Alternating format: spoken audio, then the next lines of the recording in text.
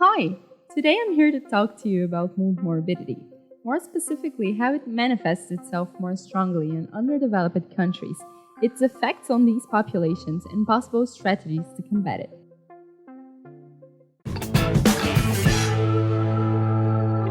For a long time, it was common to believe that only the high-income countries suffered from the presence of non-communicable diseases, which are silent diseases that develop throughout life.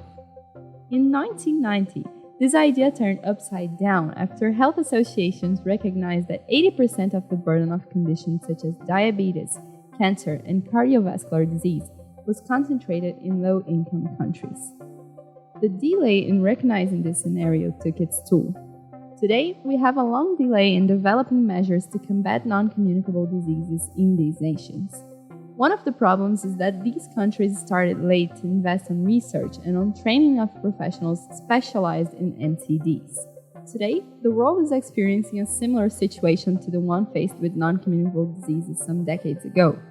Now, the focus is multimorbidity, which is the occurrence of several health problems in the same person. This global issue is almost never recognized by health organizations and by research in the places where it's most present. But some forms of approach and strategies can help underdeveloped countries to accelerate the fight against multimorbidity.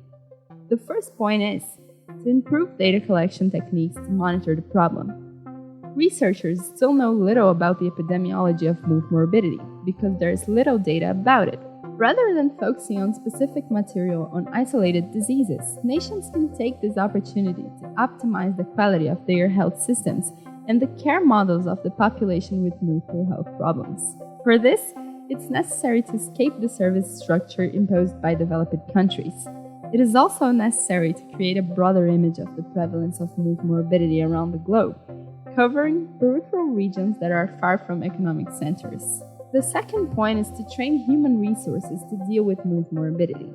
Health systems do not work without trained professionals to meet the epidemiological profile of the populations. In addition to general practitioners, we'll need professionals specialized in serving community environments more often. Only in this way, we'll be able to reach populations not served by health systems and promote disease prevention practices. Finally, the NICE guidelines can help to configure the management of multimorbidity in health systems. These guidelines are a set of technical and organizational recommendations for dealing with multimorbidity. They define, for example, how clinical assessments, care, and prescriptions should be made in these cases.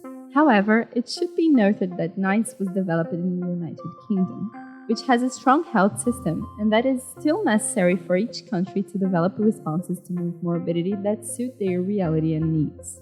Although the topic is complex, these brief recommendations can already help underdeveloped countries to create responses to multimorbidity that visualize the problem as a whole, that is, that are not focused on isolated diseases.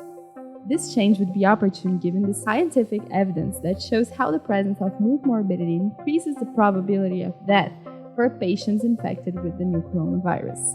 In fact, addressing multimorbidity can be a challenge, especially in the context of underdeveloped places that tend to be neglected by health systems focused on medicalization and disease.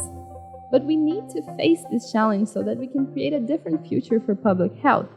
The focus should be on understanding the patient in his uniqueness, whose health is influenced by his social context, family, and community. I hope you enjoyed the video. It was based on the article Multimorbidity Not Just for the West, co-written by one of our international collaborators, Jaime Miranda. If you have any questions, leave it here in the comments and it will be a pleasure to answer you. Don't forget to subscribe to our channel to be notified of new videos addressing multimorbidity and chronic diseases. Until next time!